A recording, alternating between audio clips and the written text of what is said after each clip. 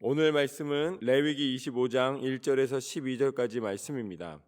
50년째 해를 거룩하게 하라 라는 제목으로 함께 나누겠습니다.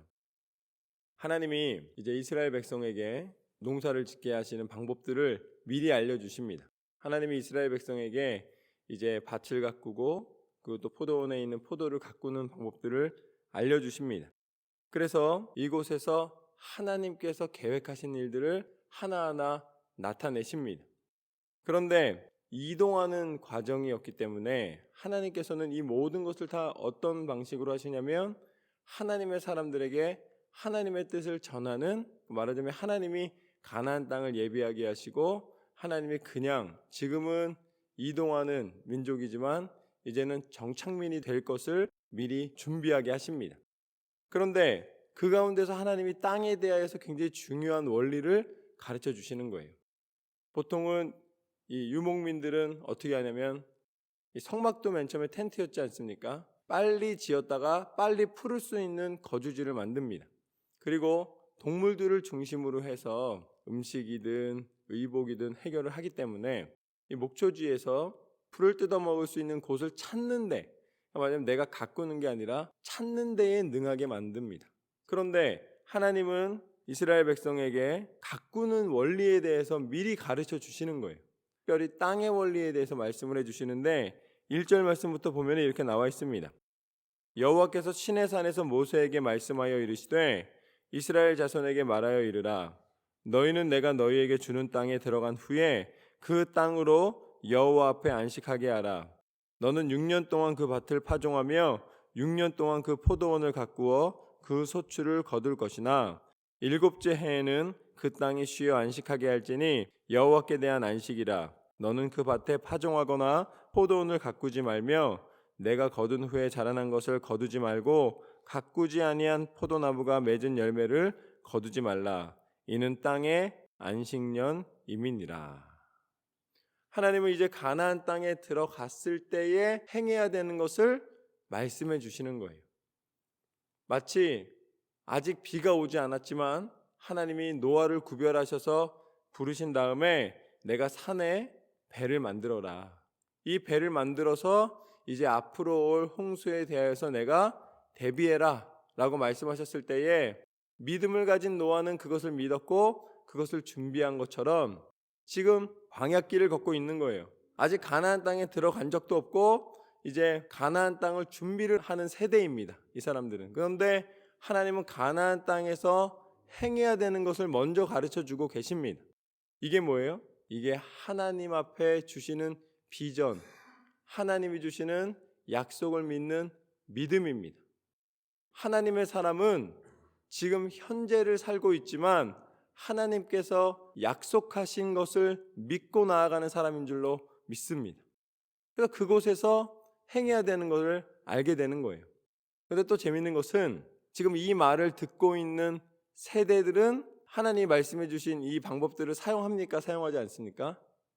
사용을 안 해요. 아무도 가나안 땅에 들어간 사람이 없습니다. 이걸 듣고 있는 사람들은.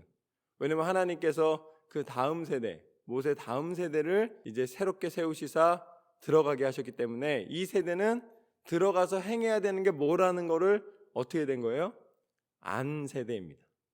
그거를 실천한 세대가 아니라 그걸 하나님으로부터 들은 세대예요. 그리고 이거를 누가 실천하게 되냐면 이 사람들의 자녀들이 행하게 됩니다. 그러니까 하나님이 주시는 소망은 당장 내 인생에 일어나는 것으로 끝나는 것이 아니라 하나님의 계획하심의 과정 가운데 내가 쓰임을 받고 있다는 것을 하나님은 말씀을 통해 보여주시는 거예요. 내 인생 가운데 벌어져야 되는 것만 하나님의 일이 아니라 하나님께서는 하나님의 계획하신 가운데 하나님의 백성을 쓰시고 그 백성은 쓰임을 받게 되는 줄로 믿습니다. 그런데 그 땅에 대한 원리를 가르쳐 주시는데 아직 가꾸지도 않았고 사실은 가꾸지도 않습니다. 이분들은. 그렇지만 하나님은 땅의 원리를 가르쳐 주시는 거예요. 6년 동안은 땅을 가꾸고 7째 해에는 그 땅을 쉬게 해라 라고 말씀해 주십니다. 그러니까 땅에 안식년을 주라 라는 말씀이신 것이죠. 사람이 6일 동안 일한 다음에 하루를 하나님이 안식하게 하신 것처럼 땅도 어떻게 하라는 거예요? 6년 동안 경작한 다음에 7년째에는 그 땅을 쉬게 해라 라고 말씀을 하십니다. 이 모든 원리는 어디에서 왔느냐? 이것은 하나님의 창조의 원리에서 베풀어 주신 은혜입니다. 하나님도 6일 동안 세상을 지으시고 7일째 되는 날에는 쉼을 가지셨습니다. 그러니까 하나님은 당신이 행하시는 모든 원리를, 그것이 가장 완전한 것이기 때문에 우리 사람들에게 행할 수 있도록 허락해 주셨고, 또한 그것을 가지고 다스리는 땅에도 적용하게 말씀해 주시는 모습을 보게 됩니다. 원리를 따지자면 땅도 똑같이 이 지력이라 그래서 땅도 힘이 필요한 거예요.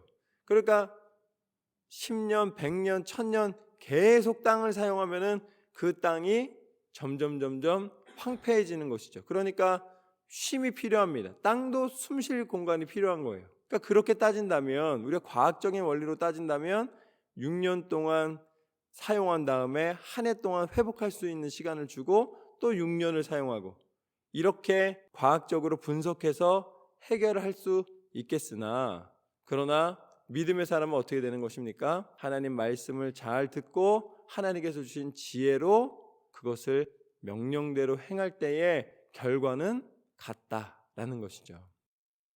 그런데 또 어떤 사람은 지식 때문에 하나님의 뜻을 저버릴 수도 있습니다. 내가 연구해 보니까 8년이 더 낫더라. 내가 연구해 보니까 5년이 더 좋더라. 이렇게 얘기할 수가 있어요.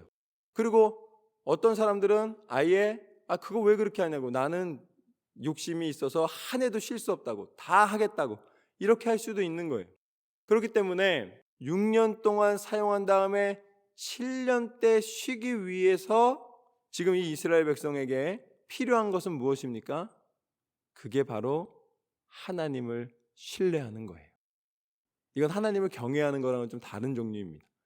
하나님을 신뢰하는 거예요. 그걸 우리가 다른 말로 믿음이라고 그러는 거죠.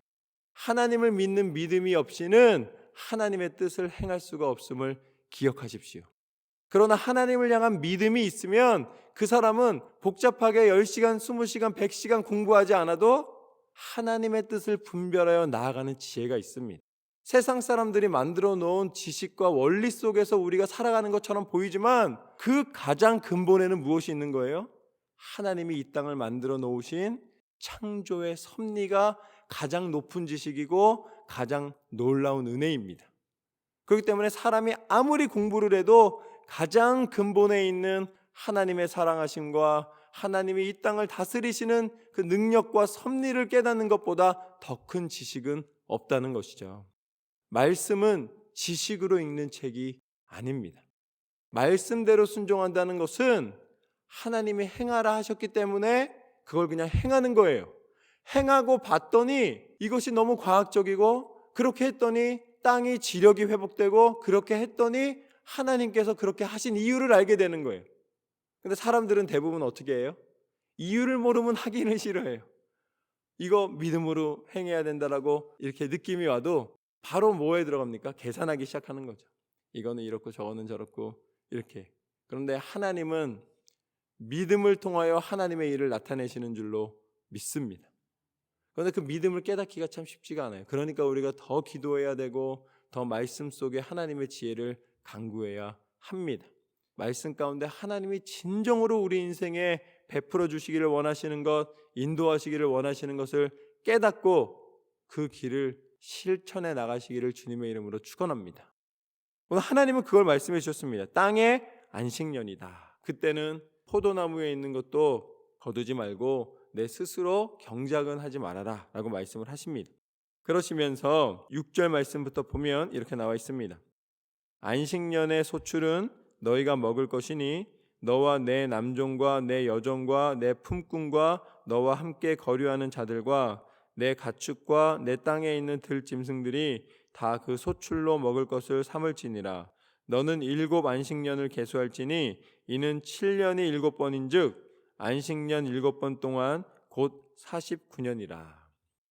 7번씩 7번이면 49잖아요. 그렇죠? 그래서 49년 동안에 땅의 안식년을 행하는데, 그 49년이 지나고 50년이 되었을 때에 그 50년에 대해서는 하나님 뭐라고 말씀하시는가? 9절 말씀부터 보면 일곱째 달 열흘날은 속죄일이니 너는 뿔 나팔 소리를 내되 전국에서 뿔 나팔을 크게 불지며 너희는 50년째 해를 거룩하게 하여 그 땅에 있는 모든 주민을 위하여 자유를 공포하라. 이 해는 너희에게 희년이니 너희는 각각 자기의 소유지로 돌아가며 각각 자기의 가족에게로 돌아갈지며. 하나님께서는 일곱째 달 열흘날은 속죄일이다 라고 말씀해 주셨습니다. 유대력에서는 신년이 되는 것이고 신년에 하나님의 영광을 선포한 다음에 열흘째 되는 날에는 하나님 앞에 속죄일로 정하는 그 규례를 다시 한번 상기시켜 주시는 것입니다. 우리가 하나님 앞에 섰을 때에 날마다 나를 돌아보고 회개하고 나를 정결케 하여 하나님 앞에 서는 것을 말씀하시면서 50년째 되는 해, 그 해를 어떻게 하라고 말씀하시냐면 거룩하게 해라. 물론 땅이 6년 동안 사용하고 7년째에는 쉬는 것을 반복했지만 그러나 그것이 7해가 되면은 다시 한번 그 땅에게 한 해를 더 쉴 수 있는 한번 완전한 쉼을 허락해 주는 것을 말씀해 주십니다.